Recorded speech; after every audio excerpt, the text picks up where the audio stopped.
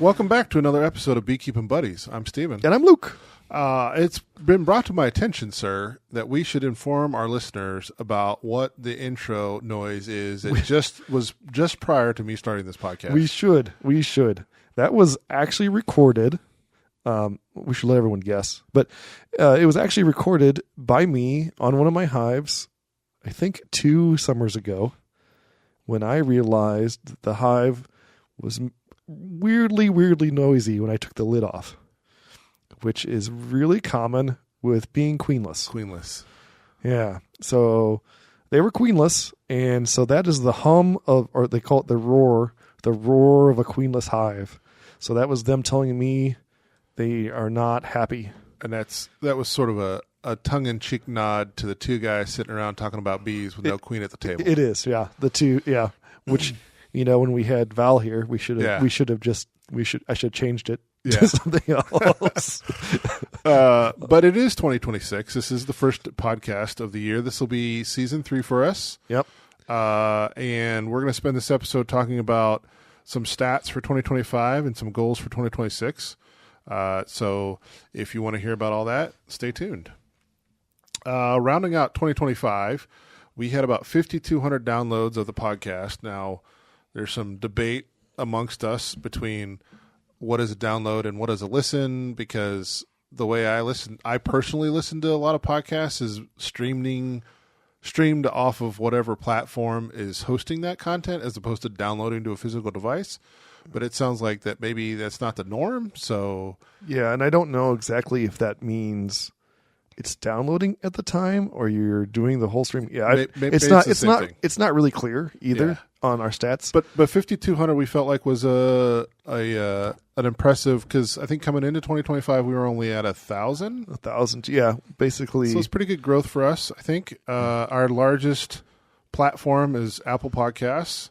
iHeartRadio, I think, is in there, and the basic podcast Android app, I guess, is the second largest. Some other stats, obviously, as most people would guess, our largest audience is in the U.S.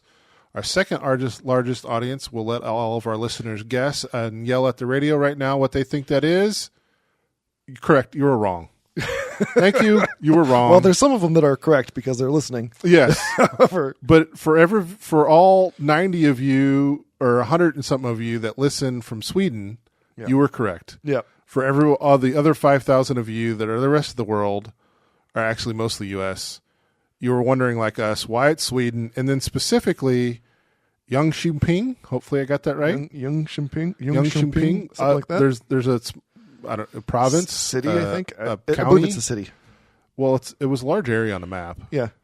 So it's a specific region with Sweden, unfortunately, of Sweden has 90-something listeners, downloads. 197 downloads. It is our most, in the entire rest of the world, is our most listened to country, and then the region within that country.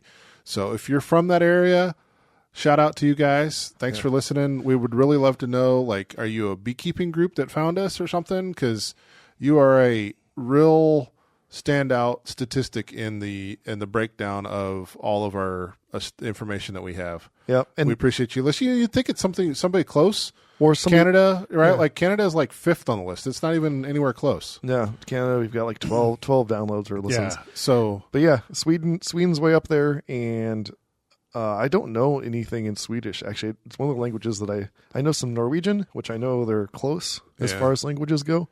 And the things I know in Norwegian aren't really suitable stuff is for like the European, podcast. Germany and other places in Europe. So, yeah, it's super. We're glad to have you all listening out there, and reach out to us. We'd love to hear from you. Our most popular podcast episode was the one with 628 Dirt Rooster, where hobby beekeeping is a way of life. Yep, it's still growing. It's got a slight lead. There's a couple other ones out there that are kind of sneaking up on it. We also, it was a fun time. It was a good podcast. He's a great guy. If you don't know, we also post these over on YouTube. We have a YouTube channel where we post these. Well, the first couple we filmed, we decided that probably wasn't worth the editing effort to try to edit the video and the audio. Yeah, and we're just not that pretty. Well, that too. But we do post the audio over there. If you're on a YouTube platform, you want to listen to it on that for whatever reason. And there's a few videos that I actually post on there for like how-to videos. And so I did like one on how to make fondant. And I think one of our goals for 26 is to have more video content posted there. So stay tuned, check that out. Interestingly enough, the most watched episode on YouTube is the one on trophy mites, which is slightly different than the audio version. So it's curious to see what the audiences are finding that versus on the audio version. Some more personal on the more IRL stuff here in the Central Illinois Peoria area where we are. We did about 10 cutouts last year. You caught 22 swarms. I think I was probably at 3 or 4. I didn't have a good hard count of that. I picked up any swarm that was reported to the club that somebody didn't jump on within like 6 hours. Yeah. If not having like a 9-to-5 desk job certainly helps with that because they come in at like all hours of the day, a daytime day. So usually being able to like get up from a desk and like take off and try to pick up a swarm in the next hour while they're still in a tree or hanging on the side of a gas station is sort of a timely. And to be fair, that's Kelly's favorite part about beekeeping. Kelly it's my wife, loves catching swarms. Honestly, I've seen her when I've run into you. There's been quite a few times she's been with you, so it's not like anytime that she can. She's like, anytime she can get free. I'll call her and be like, "Hey, swarm, you want to go?" If she can get free, she'll go. Yep. Interestingly enough, you set out about 7 traps last year, and you caught how many in your traps? Zero. Nothing trapped last year, and I don't know if my locations are bad. One of them was right off my apiary. Yeah. And I know I had hive swarm there. I've always done pretty good with my traps, although you have to set traps in order to like have them find something, and it's like fishing. You got to have your line in the water. And I did not put traps out. However, I did have swarms move from my hives to equipment in my yard this year twice. In the log, you still got the log in your yard, right? I still have the log in my yard. It also did not make it long term, but there was a swarm that moved into it, and then it was really active, and then it wasn't active. I don't know if it reswarmed out of the log or. We've never had good luck. After logs been cut down, we've never had good luck with that surviving long term. Like they'll kind of survive, and they just never continue to stick around. And I'm not really sure. I think it's a space issue. I think there's not inside that log. I don't think the volume is a good volume for them long term. So you think they're swarming and just not requeening? Yeah, possibly. Yeah. And then I also had to move into a pile of equipment. And I removed those to a different hive. How many hives did you end up working last year? You get that number in front of you? 100. I didn't prep that one. 115 was my high point. Okay. I'm down. But those were customers also, though, right? 115 of my hives. You had 115 in your yards, sir? Yeah, in my yards. I had 115 in yards, which is more than I'm used to. It was too much. I made a mistake. So my big mistake for the last year, which is also something we didn't prep, but my big mistake for this last year was trying to keep some nukes in pro nukes. Yep. And I've been told by people heard before, that it doesn't work, and it really they don't grow. They just stop. Yep. So if you ever need to halt the size of a hive colony, just for our weather, pro nuke. For our weather. I think it's primarily temperature related issues. Yeah. And I think for our weather and our conditions, they are not good solutions for long-term nuke raising. Mm-hmm. I think they're good if you want to move some bees from location to location, make some splits. Yep. You need some place to throw some bees for a week while you're trying to sort out some woodenware or something. I think they're great for that. But for long-term, like I want to make splits off of this or keep them for the summer or several months. For the hot summers that we have, it's going to be a challenge in those. I'm considering buying some more of the Lyson nukes that I really like. The styrofoam the ones. styrofoam ones. I did make use of my styrofoam, my Finland ones. Yeah. Almost all year. In fact, I've got I restacked them to be 6/6 for winter. I got bees in them right now. So I just checked my ones in my backyard today, and those are still out there. They're still doing okay. I would buy more of those. Yeah, so I'm thinking about getting a couple more of those. And honestly, my wooden ones that we made like 10 years ago out of the sheets of plywood, those are just now starting to rot out to the point that they should just be burn piled, and I should make new ones. And I've actually had pretty good luck keeping bees in those for extended periods. So maybe just the way to go is back to plywood ones. So the plywood ones are good, and they'll grow, but they 100% will swarm out of those. Yep, absolutely. These are still small. And I have a hard time adding levels to them, which is why I like the Lyson ones. No, they're just for mating nukes or something. I might push over and go towards some more Palmer nukes because those are also really good. Some other goal stuff for 26. I know your solar wax melter stopped the one that we had knocked together out of one of my old window panes. Yeah, that died early last year. 24? Yeah, 24. 24. I don't think it was functional for 25. Right. Mine worked. I had rebuilt mine prior to that. Yours was version 1. Mine was version 2. My version 2 worked. I liked the features I incorporated in my version 2. My version 2 sat in the yard unpainted for probably 8 years now.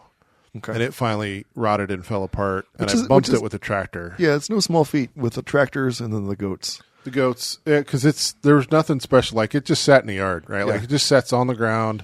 The back end was tilted up. Yeah, I'm surprised that you didn't have a goat try to climb a mountain on it or something silly like that. Yeah, I mean, probably cause issues. There was, so it finally fell apart at the end of 2025.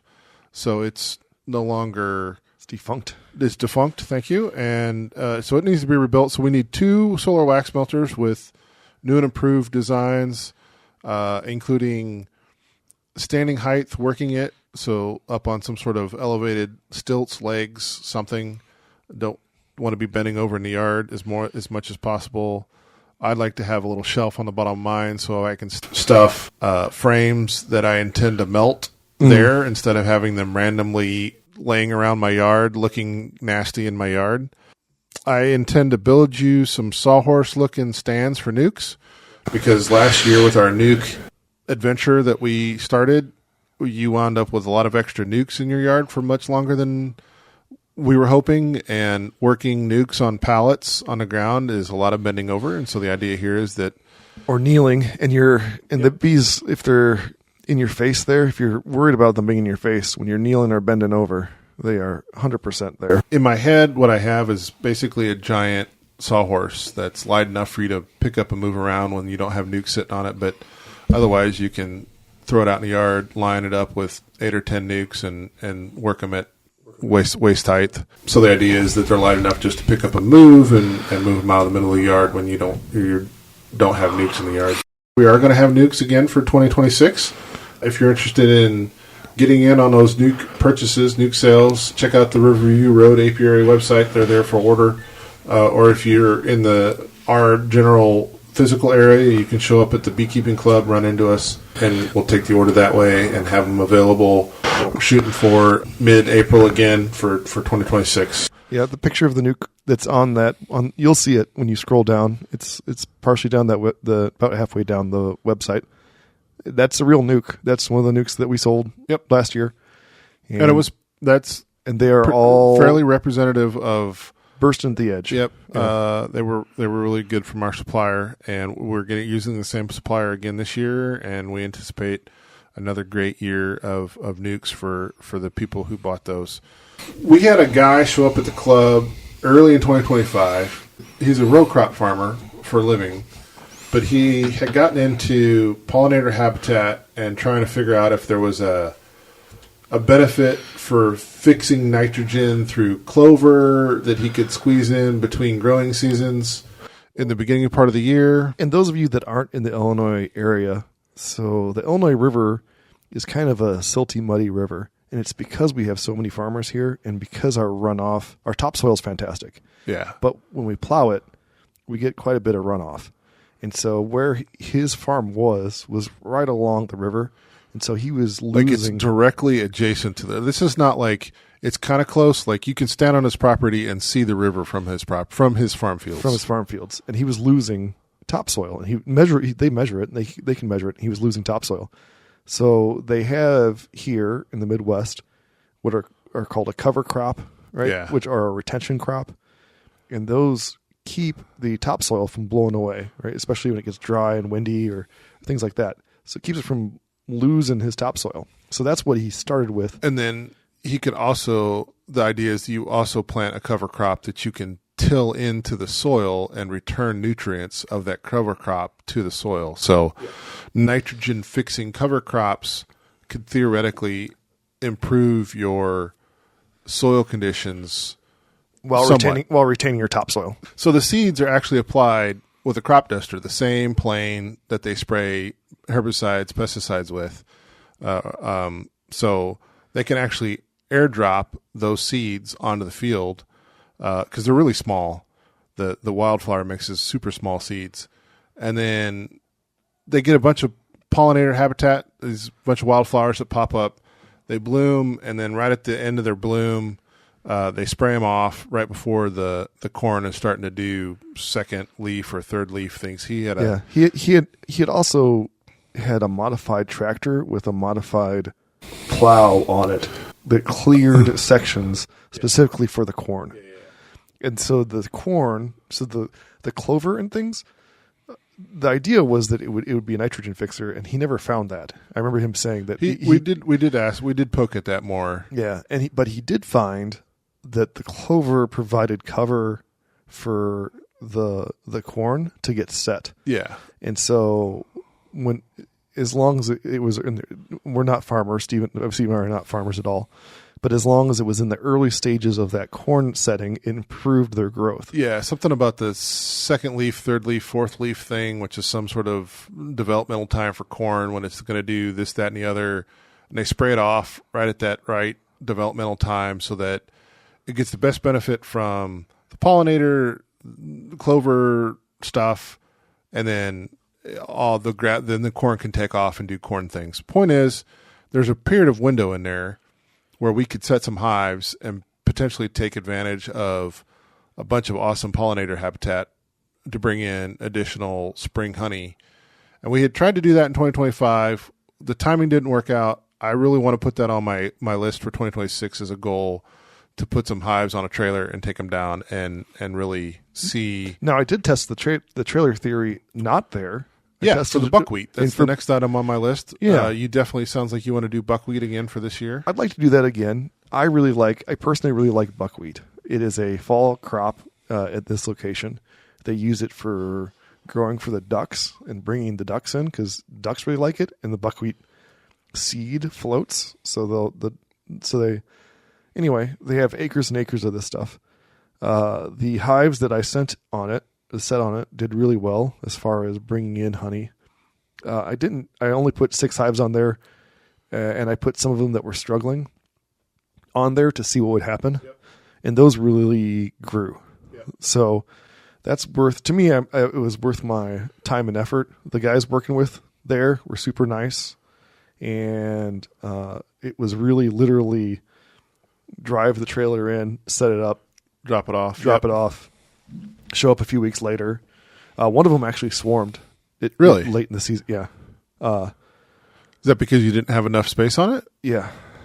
I think so. We talked about being prepared with extra supers and like going over there and check every week. I added supers to them. I just was late on one of them. And they swarmed. It was kind of a half-hearted swarm, so they requeened themselves. But it was late in the year to do a requeen again, right? And I need to go check on that hive. I haven't checked on it for a little bit.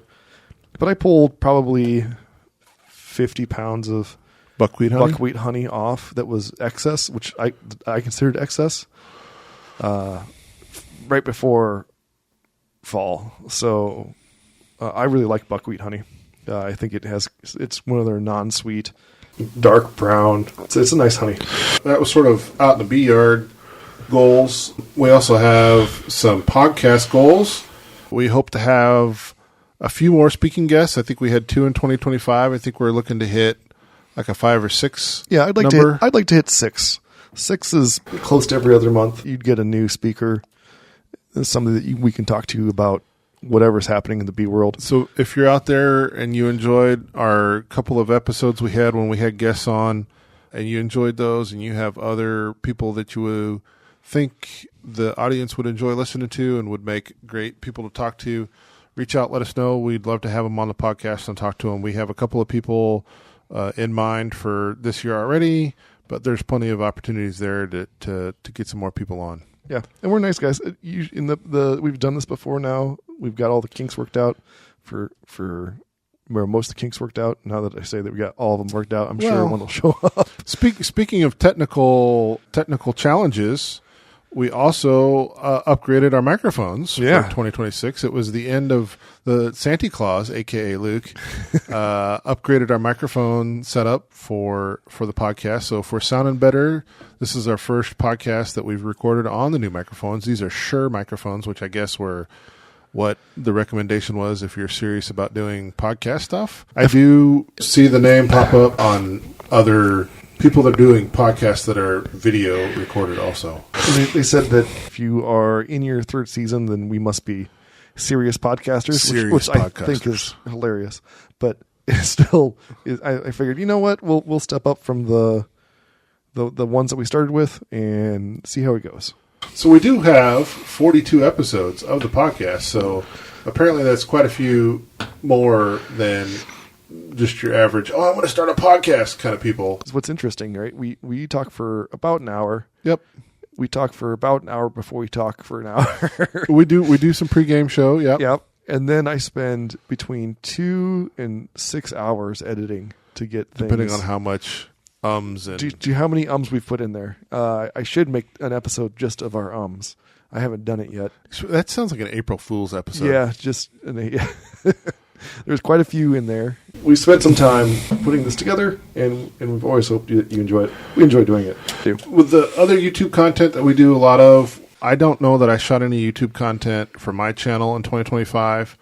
I probably should pick up the camera more, but editing is always a challenge, as you just alluded to. Video, it's even worse. We've struggled with getting cutout footage of the cutouts we do. We have a decent time-lapse one, but it's decent. And the reason why it's decent was because it was the one that was 3 stories up. Yeah, so I feel like Randy does a lot of cutouts, and he struggles. When he talks about what he films, he talks about the struggles of not filming the same roof space, attic space, over and over again. And it seems like out of the 10 we did last year, only 5 were typical cutouts, like being in a man lift 45 feet up in front of a church doing a cutout. I feel like is a standout location and challenges that the architecture challenges associated with the apartment complex. Yeah. I expect to do a bunch more at the apartment complex this year. So we're looking for maybe a 360 camera that allows us to not have to worry about framing when we record that. We just got to work on not sticking it on a tripod and probably getting some other sort of universal mount that we can magnet somewhere or tack somewhere that's a little bit more closer. I don't think a head rig or a chest rig is going to work for GoPro because we're too close, and plus we got the B-veil on, so it'd have to be external to a suit, which is always a challenge. Chest rig, you need to look at the side of the building, not where I'm looking. The head rig for a GoPro isn't so bad. Yeah, that's decent because it's looking where you're looking. The fisheye lens, though, it's wide enough that you can get a pretty good field of view, and you can get a good field of view, and you tend not to pick up the brim of the hat. Randy goes without a suit. And there's some other YouTubers that go without a suit until the bees get relatively grouchy. Yeah, there are times when I will put my suit on. When I was on the church thing, you're much more proactive in getting suited up than I am. I've just been stung so close to the eye. You've been stung close to the eye. I don't want to go blind because of a bee sting to the eye. No, what That's I was my going main to say was I have seen you Velcro your gloves and suits closed before, and I have never felt I needed that level of protection. And then we were doing the late in the year church cutout, and I was like, man, you need to send up the duct tape. And then you sent up the duct tape, and I duct taped up my sleeves, and my world got a lot less painful. My wrists got a lot less painful then. Yeah. So they're crabby late in the year. But then halfway through, I stopped getting bumped, and by the time I finished with basically no gear on. Well, remember, we also did one this year that had. I swear we stole another hive from another location because there were so many robbers. Oh yeah. Yeah. I So just kept many. vacuuming up the stuff that was. And that was a huge. That hive still is in my yard. So I think that sort of covers most of our goals we have written down here for 2026. Oh, I know you had some goals for Riverview Road Apiary. Your personal business, it sounded like you were looking to be about 20% more customers, so some growth there. Yeah. We were hoping for like 10% more nuke sales, which sounds good on paper, but really that's sort of a ones and twosies in actual numbers because our nuke sales weren't as strong as we had anticipated when we set out to do this last year, but it's still growing. 2026 may be a more interesting year for that. We'll see how that develops. Really depends on February here in Illinois. February is when I think about 75% of hives are lost in February. And it's because of our temperature swings and because they starve. Yep. We talked about wanting to do some more queen classes. I know we did our first queen class in 2025. It was widely received very well. However, we had to do some real rework of the economics of that class. Yeah, And basically we didn't charge enough. After attending some other queen rearing classes, we get a better idea of the value of what we're providing for what we're asking in payment. I think we're going to try to hold at least 2, maybe three queen rearing classes. I think there's time in the schedule to get that done.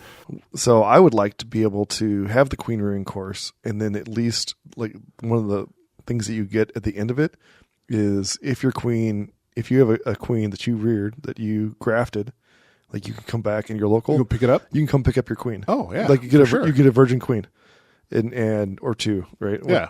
And if you need them. And if you don't, then that's fine. I'm sure I'll end up going out and then breeding them. But that would be cool to be able to be like, yeah, this was my queen. I grafted it.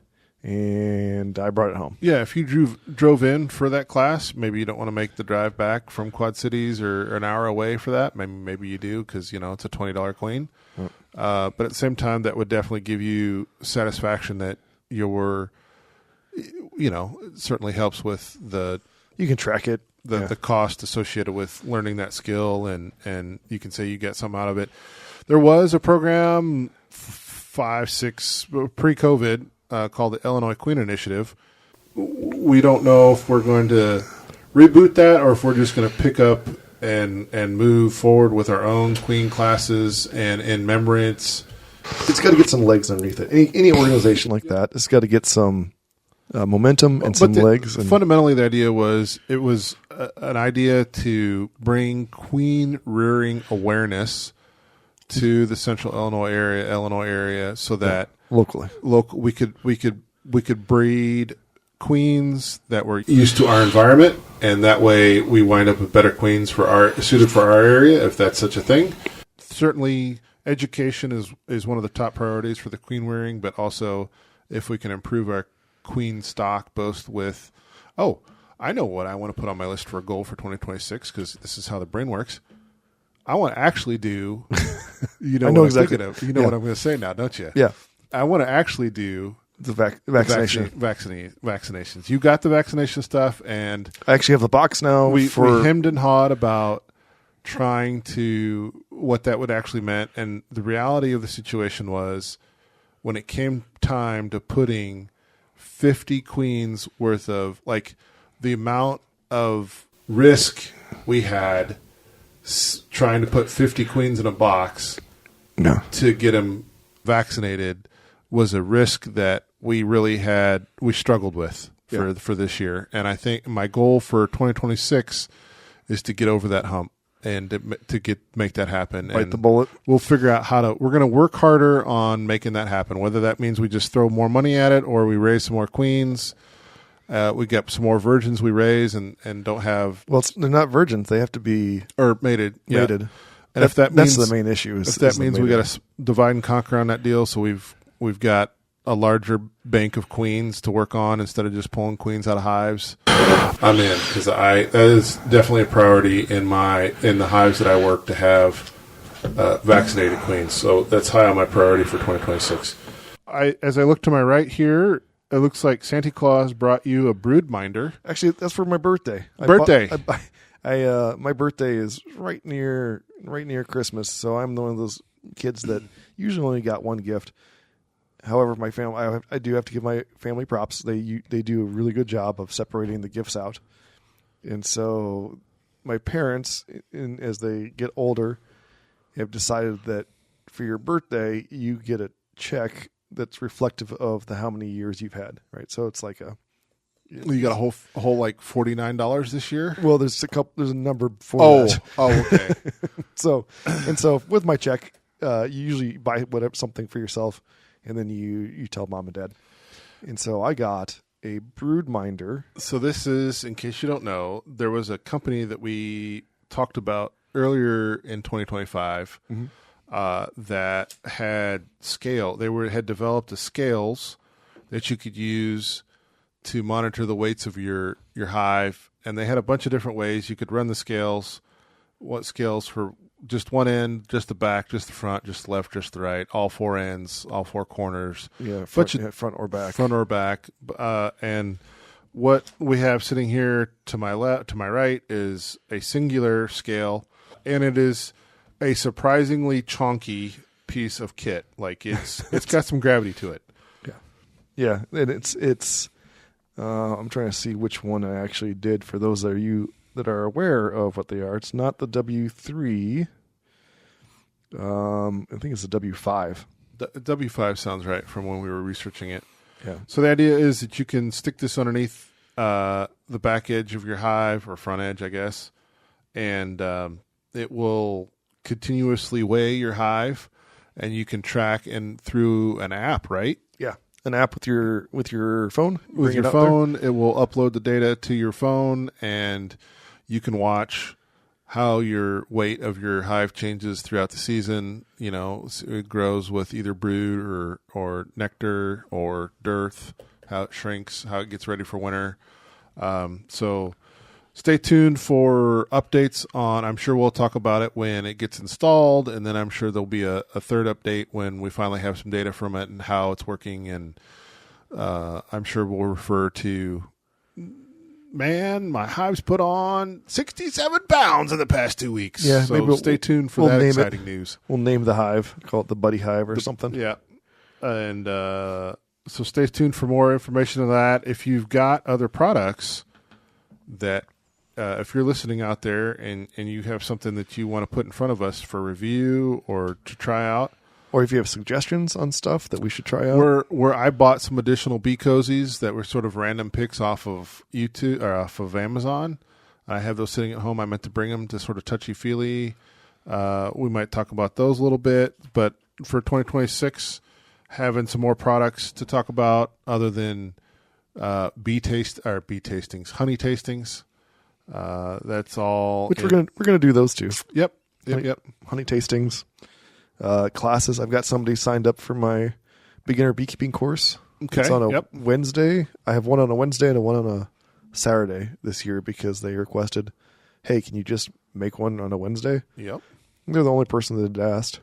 I really do only have one student this year, and that's fine. If that's, you're still going to have two helpers around still going to have two helpers once one of them gets on summer break. Okay. Assuming that his grades are good enough that he doesn't have to go to summer school. Summer school, is there a risk there? I don't know. Okay, I might have to show up with a baseball bat and. Okay. Let his knees know. Heifer. Yep. Okay. But your other helper that you had for 2025 is going to be back for 2026, all trained up and ready to hit the pavement running with all of the knowledge he gained from 2025. You're shaking your head. Yep. It takes more than one season. Now, the good news is that the guy got to touch. I was going to say, he's 20 probably hives a in day. way more hives than the average beginner is. Absolutely. Will he be ready to go for the next season? Yes. Is he still going to require some guidance in this? Supervision? Absolutely. Still some learning? Absolutely. Yep. All right. You plan to do more or less markets and more craft shows? Oh, I'll always do the Christmas market. There's a couple craft shows that I like to do. There's some that I probably will bow out of that I did this year. For 2025 stats, my numbers were down. Did you feel like the craft shows that you attended were worth attending in a general overall sense? In a general overall sense, yes, because I enjoy educating the public about bees. So you felt like it was more of an educational opportunity and marketing opportunity than it was value for selling actual product? Yes. Yeah. For my time, if you broke it down strictly for cost per time, I seem to remember talking about cost, how much honey sales and or product sales you had, because you have other things, candles and lip balms and things. Honey-related, beekeeping-related products you sold versus the time you spent sitting at a table, that return seemed to be ridiculously low. We're talking like sub $10 an hour. Yeah, depends on the show. So the one that was out near your house that wasn't really super well advertised, not great. The Christmas, like 2 or 3 sales probably came from me. Yeah, mostly. Yeah. The Christmas market, the holiday market that's by the museum. That one's usually really pretty good. Except when you freeze your. Yeah, it was. They had record-breaking door numbers, but then your location kind of sucked. But my location was really bad. Yeah, and so depending on the time of the day, as soon as the lights went on, so the far side near the museum was well lit. Yeah, my side, which was near the horses and the sleds and stuff. Our areas were well lit, but the foot traffic just dropped off dramatically because nobody wants to walk around the side of the building when I believe it was 0 degrees. It was super cold this year for that. And it's really like painful. 45 today, but at that time, it was during the early part of December when we were having single digit temperatures, and it was just no fun. Yeah, so I still sold probably 100 pounds of honey during that. In bottled honey. Oh, speaking of honey sales, how much honey you got left at this point? I have 300 pounds-ish, maybe 350. And how much did you start with? 1,500. I have probably to the 250 pounds. I probably have 4 to 5 buckets, and I probably started with 6 buckets. Okay. And I kind of got on the wife because she's for years complained about selling out of honey at about this time of year. And if we just had more money to sell, I could sell it. Yeah. And so after having friends and family over for the holidays and trying to pick up around the house in the kitchen to make room for when you're doing all the cooking activities, I got tired of moving buckets of honey, and I realized that I had like 4 or 5 buckets of honey still sitting around the kitchen. And I was like, I thought you said you were going to sell this. If I brought it in and it's still sitting here. Sometimes you got to put down the shovel, Steve, when you dig yourself a hole. But there's still quite a few months before I'm going to have a 2026 harvest. Absolutely. And there are plenty of times when even you have put out the call. Do you have honey in like March, because And I just picked up another market. There's called a Breakers Market, which is more towards the Morton area. That area, and they just asked me for honey, and that's a new account for me. Speaking of sales, how did your hot honey do? My hot honey, we did not pregame this. We did not. The hot honey mostly sells through Blackbeard Canning, and it sells really well, but it almost never sells through me. I thought you weren't fully up and running with those sales until 2025. I wasn't. Yeah. And so the difference and for 2026 so is going to be he's what's going to it- have plenty of supply of honey and plenty of supply plenty of supply of raw honey Yes. for him to turn into his hot honey product. I purposely set aside buckets of honey for him. So early in the year, we look at projected volume of honey to be sold. And when I harvest, You think him winning an award for that is going to help 2026 sales? I don't know. He's won so many Scoville Awards. Like yes, may it help? Maybe for people who know what the Scoville Awards are. But he I wins feel like if you're into stuff, hot, spicy stuff, you should know what that award is. you should. And he wins. He's won, I think, 6 or 7 medals. I thought specifically one of your hot honeys won. And one of my hot honeys won a medal. Yeah. So will that help it? Probably. If you're out there and want some, where can they go to look get Go it? to Riverview Road Apiary, and it's there. What happens when you buy it from me is that it goes through my store. He ships it. Yeah, Spotify's are linked, Yeah. and then it gets transferred over to him. And The then Shopify's, he ships, Shopify's are linked. What did I say? Spotify. Yeah. That's the listening people, not the shopping people. Yeah. Speaking of other products adjacent to beekeeping, did you make any 2025 mead?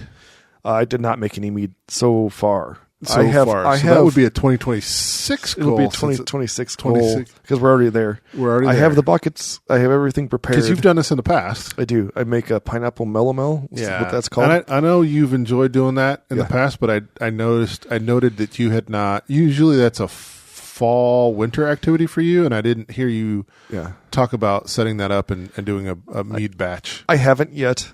I make a mistake every year of stressing out my yeast. Yeah. Because the yeast has so much honey to consume that it increases the temperature, and it's just down in the basement, right? It's nice and cool down here year round, but it's not cool enough, and so the yeast gets stressed out, and so it grows too fast. So what you're supposed to do is you're supposed to put it in a bag with a water bath, with ice around it, and I'd never done that before, so I need to buy one of those bags. 2026 goals. You got a cooler, bud. Just put the bucket in a cooler, and then put the ice around the cooler. I'm like, it's the same thing. The insulated bags are nicer. Doesn't seem like you would need something special to do this. You don't. I reviewed the forums, and for mead making, there's lots of pretty in-depth ones, and they all suggest, get a cooler. Because otherwise, you have to wait for it to break back down and not taste like fingernail polish. As we wrap up here, 2025, Riverview Road Apiary, your beekeeping service as a whole, how do you feel you did? I did in like a 5-star ranking. Is that what we're doing? Or just, we did pretty good. I think we did pretty good. You were happy with your customers, your performance, the money you made, the amount of effort you put in. How do you want to classify it? I put more effort in this year than most years because I was training 2 people. Yeah. I think I did better this year as far as honey production. I had like 2 big mistakes that I made this year. That I hadn't done before, and I learned from. One of them is that I bought a bunch of queens from another apiary in order to have queens that we can inoculate, right? And that they were virgins, and they're virgins, and that turned out really bad. And we did not the getting them mated portion of that project completely fell apart. Yeah. And we, to be fair, we split those across several yards. Yep. And you gave me a handful, 2, 3, 4. I forget how many it was. Right. And neither of us reported. Both of us had problems. Yes. And it's rare to have that kind of problems. And so that's something I learned that I probably won't do again. Yep. I'll either buy mated queens, or we'll just raise our own. Just raise our own. Because raising our own is not, for me, was not a big deal. So that's one major thing I did. And the other one we already talked about was the Pro Nukes. Yep. The Pro Nukes was a mistake. I knew it was probably going to be a mistake, but I went ahead and did it anyway. So are you happy with the money you made, or do you feel like there's an opportunity there to if I had extract more value out of what you're doing, or I should say, probably I should rephrase, gain efficiencies Yeah. If I had to feed my family, I would be in trouble right now with the money. Looking at what we talked about for numbers, it looks like relatively low amount of cash. However, I wonder if there's really that's an efficiency problem, not a gross income problem. Yeah, it's an efficiency issue. There is quite a bit lost on messing with stuff, right? Like, but I also probably feel like that's not to be unexpected for a new business that's still learning the ropes, and in terms of the growth that you're going through, right? Going from 30 to 40 to 50 to what'd you say, 115? 115. Yeah. So, well, and that's some of that's true. Some of it also is, if I was running this business to feed my family, and to rely on a primary income, I would be much more cutthroat we'd still be using old mics, right? I'd be much more. I'd watch my expenses much closer. I was going to say, would you have put the money into the helpers that you paid? Helpers, or would you have done that work? Helpers, I would have gotten helpers. I probably would have gotten helpers with experience underneath their belts, because I'm pretty routinely approached by people who have years of beekeeping that are offering to work for me for the summer. Really? I just got a request yesterday from one who said, "Hey, I've been a beekeeper for this many years. I see that you're an apiary in this area. I'm looking for a job." And I was like, "Yeah, I don't have anything." Okay. So, would it cost more? Yep. Would they have their own? Would we have to retrain? Absolutely. As far as stuff they could teach me, right? Or bad habits that they might bring. But there's something to be said for training new beekeepers, especially younger beekeepers, right? Like a 16-year-old. Did you have any significant losses and by losses I don't mean you lost hives. I mean customers that didn't pay, or customers that otherwise ended up being significant cost centers instead of paying like one customer is to generate X amount of dollars for your business, right?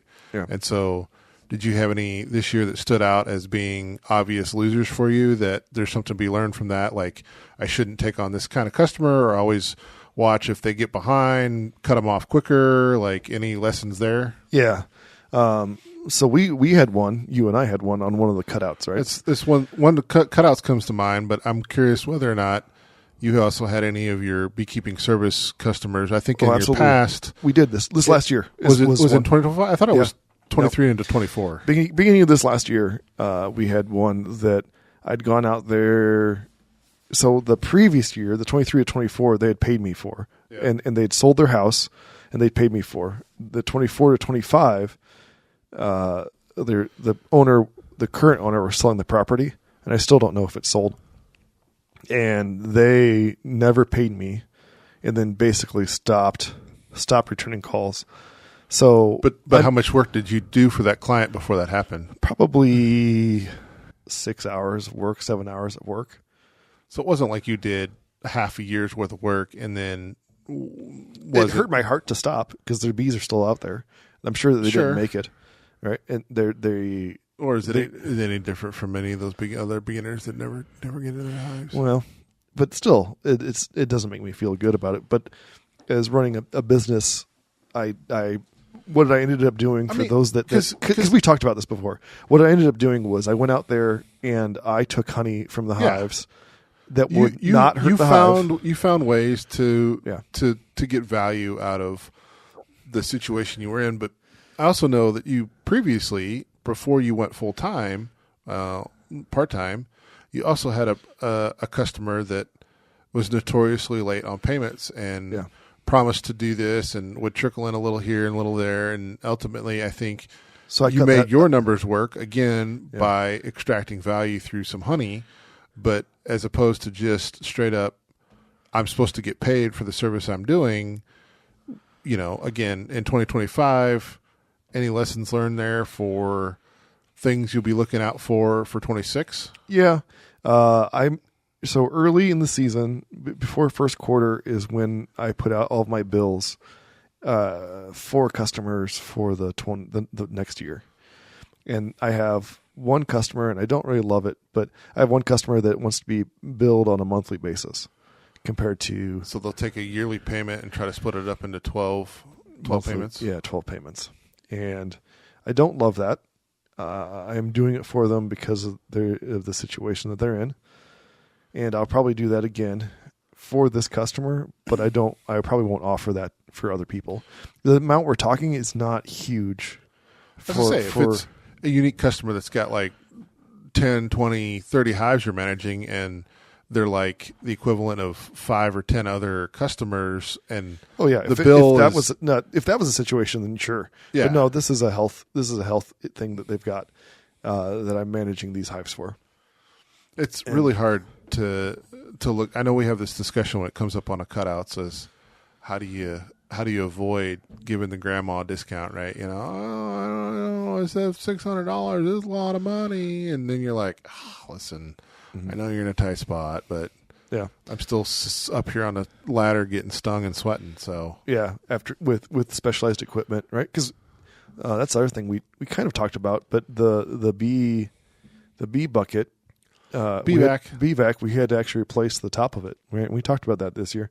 It wasn't super cheap to replace. I think it was $300 to $400 to replace the lid. Yeah, but in terms of what we brought in for cutouts, though, I mean that's true. Like a 10% cost for maintenance of equipment. Yeah. You know, in terms of what you might lay out for cash for other equipment. You know, that we use specifically. Like I bought the endoscope camera. You know, yeah, that was good too. But we used it a lot, right? Like I'm not lamenting the purchase. No, and I intend to get plenty of more use out of it. It's just worked into like it's like the guy who drives a semi truck for a living, right? You just can't put all the money into your pocket. You got to put like 10% of the money you get out of every load you deliver into the truck maintenance fund, so that when you blow a tire on the side of the road. Yeah, nobody wants to pay the $1,500 to have the tire replaced, but it's also worked into your budget too, right? Yeah. It's true.